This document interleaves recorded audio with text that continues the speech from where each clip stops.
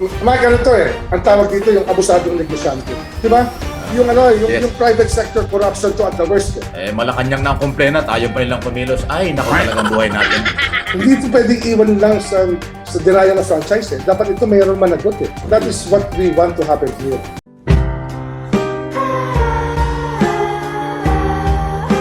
Yo, what's up mga lods? It's Megan Peps TV. Welcome back po sa YouTube channel. Bakit nga po ba hindi umuusad ang issue po dyan sa ABS-CBN o yung kaso pong kinakaharap nila nung nakaraan po tinalakay po yan ni Congressman Marcoleta at saka ni Congressman Remulla, Defensor at ni Barsaga. Marami pa pong ibang kongresista na tumalakay dito at naipasara nga po itong ABS-CBN, ngunit hindi pa po nakukuha ang tunay na hustisya dahil hindi pa po nila napagbabayaran ang kabuuang ginawa po nilang perwisyo sa ating mga kababayan Pilipino. Ayan po ang tatalakayin natin, pero bago po tayo magsimula, kung bago lang kayo sa aking YouTube channel, please click the subscribe button and click nyo rin yung notification bell para lagi kayong ma-update sa mga video kong ina-upload. Dahil nga po dito sa interview po ni Mike Abe dyan po sa SMNI News kay Congressman Remulla, malilinawan po tayo bakit nga po ba hindi umuusad itong issue po ng ABS-CBN. Natutulog na nga po ba itong kaso na to para po makalimutan na lang po ng taong bayan? Ano nga po ba ang dahilan? Eto po mga lods, panoorin po natin ang interview po ni Mike Abe kay Congressman Remulla dyan po sa usapin ng ABS-CBN. Eto na po mga lods, panoorin po natin. Hanggang ngayon pala, hindi man lang gumagalaw, hindi man lang, hindi yata nagbabalak bayaran yung pagkakautang. Anong tingin mo rito, Kong? Yun nga, no? Kagaya niyan, yung binabanggit ni Deputy Speaker Marcoleta, ang pwede rin namin gawin dyan kasi, as individual legislators, kung di kikilos ang leadership ng House, susulat kami sa mga departments na in charge ng prosecution yan para maimbestigahan yan. Kasi dapat meron niyang directive eh. Kahit na reminder from a congressman should suffice if the issue involved is one of national interest. Kahit kung ordinary citizen niya, pwedeng sumulat kami pa na mag-imbestiga na alam namin na marami pang issue na lalalabi tungkol sa ABS-CBN.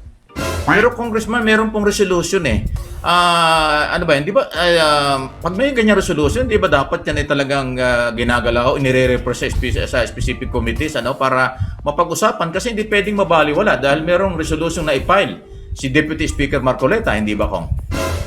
Yes, alam mo naman sa amin na may pagka-vertical din ng aming structure kasi mga ganyang kalalaking issue. We respect the House leadership to render a proper judgment and give us the proper guidance. But many of us are urgently asking the Speaker to act on the issue para naman magka-closure naman. Huwag naman mabitin sa hangin to sa kasaysayan ng masang Pilipino. Sana naman may makita tayong isang malaking higante na talagang magiging liable sa kanyang ginawa dati. Yun naman po pala mga lods. Si Speaker Velasco nga po pala ang speaker ngayon dyan po sa Kongreso. Kaya po parang wala pong nangyayari dito po sa usapin po ng ABS-CBN. Huwag po tayo patulog-tulog, Congressman Velasco, dahil po si PRRD na po ang nagsalita nung SONA niya. Ano po ba nangyayari dito sa ABS-CBN? Ano na po ba ang update dito? Parang kayo po nagmamanhid-manhiran po, Congressman Velasco o Speaker Velasco, no? Mawalang galang lang po sa inyo. Bakit po ba dinidelay nyo po ang usapin po na dapat po matagal na pong natapos nila Congressman Remulla, Barsaga, Rodante Marcoleta at saka po ni Congressman Defensor at marami pa pong ibang kongresista ang nagpasara po dito. Bakit po hanggang ngayon wala pa rin po pag-usad to? Dapat po gumawa na po kayo, kumilos na po kayo kung kayo po talaga panig po ng Administrasyong Duterte. Dapat po pagnagutin nyo po ang ABS-CBN, Congressman o Speaker Velasco. Tuloy pa po natin mga lods. Kasi sa ngayon, hindi pa naman complete ang liability na kanilang binabayaran eh. Napatigil lang ang broadcast, but the effects of the crime are still there. Dapat maayos natin yan. Dapat magka-closure dito ang taong bayan. Itong kaso ng tax, kung ibang tao napoprosecute sa tax, but yung malalaki hindi.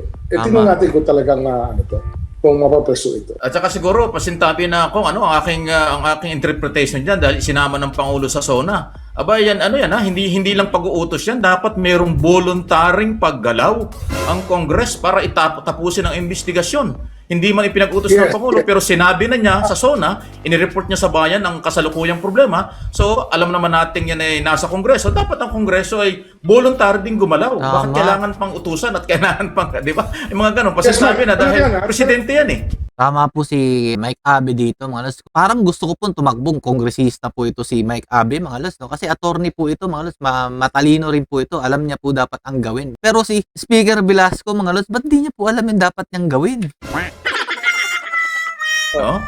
Yes, tama.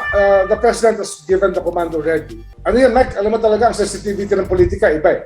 Political issue to among ourselves talaga kasi meron pa rin pro-ABS-CBN sa House eh. Yun Yun lang. ang magagawa natin. Kasi Yun lang. hindi naman nawawala yung kampo na nagsumusuporta sa ABS-CBN. Alam mo naman, makapangyarihan pa rin nila.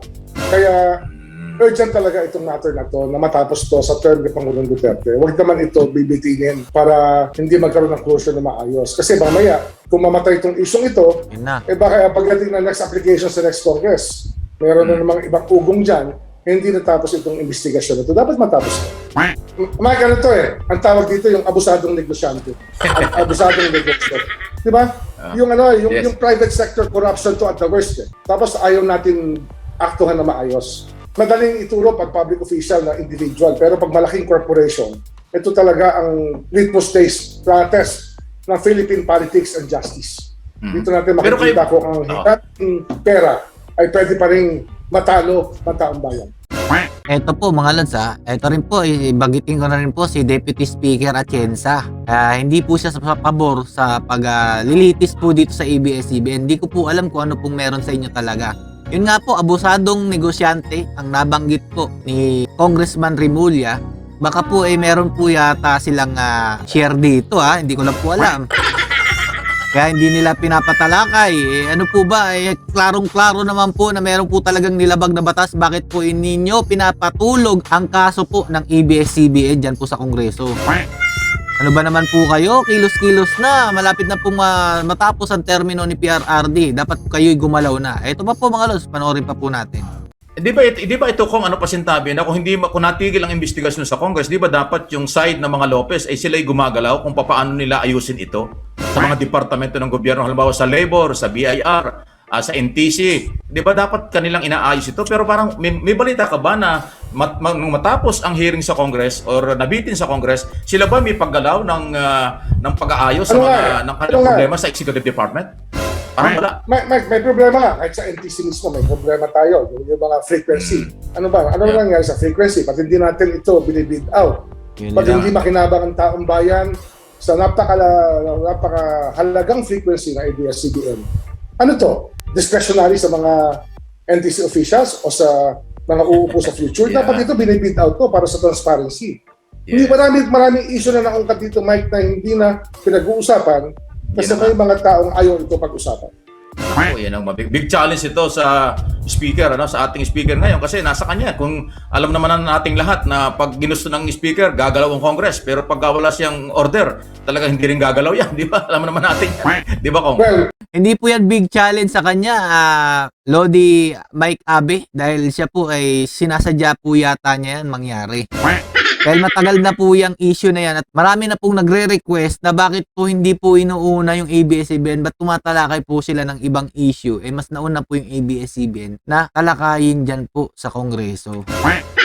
Parang sinasadya lang po Parang lang naman Hindi ko naman sinabing sigurado tayo na sinasadya. Parang lang naman. Mike, yun ang history ng House. Ganyan talaga ang House mag-operate. Kaya intayin natin kung ano magiging direksyon lalo sa itaas. Nung si Peter Cayetano po ang naging speaker mga lods, yung history po na yan ng house na yan, nabago yan. Simula po ng pinalitan po ni Speaker Velasco si Cayetano, bumalik po yung history na wala po silang ginagawa, kundi pasiting pretty na lang po dyan sa Kongreso. Hindi ko naman po sa nilalahat mga lods pero alam nyo naman, ngayon na kitang-kita naman parang wala pong umuusad na kaso po dyan sa Kongreso. Kabilang na po dito ang issue po dito sa ABS-CBN mga lods. Ewan ko lang baka po sino po ba may problema dyan kung mapupunan nyo naman pagkaupo po ni Speaker Velasco dito nga ang Kongreso. Malacanang na ang complainant, ayaw pa nilang kumilos. Ay, naku talagang buhay natin. Hindi ito pwedeng iwan lang sa denial of franchise Dapat ito mayroon managot Totoo. That is what we want to happen here. Ito nga ang BIR, may ginagawa na ba ang BIR? Ang laki-laki ng notice sa kanila may problema. Pero hindi sila Kahit na letter of authority para ungkatin lahat ito. Dapat in the executive department, lahat may initiative na gumalaw. Hindi lang kami sa legislative, pero sa amin din, we have to set the direction. Ang problema ngayon ay parang natutulog yung issue sa amin.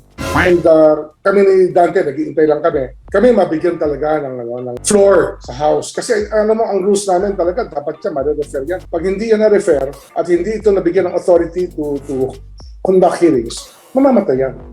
Diba? Yun talaga ang direksyon na hinahanap natin. Galing sa liderado namin, kung yan po ang public interest na hinihingi sa amin. So kapag hindi po ginawan ng aksyon ni Speaker Velasco itong issue po ng ABS-CBN kung Remulla, mamamatay po yung issue. Parang sinasadya lang po yata sigurong patayin talaga ang issue, no?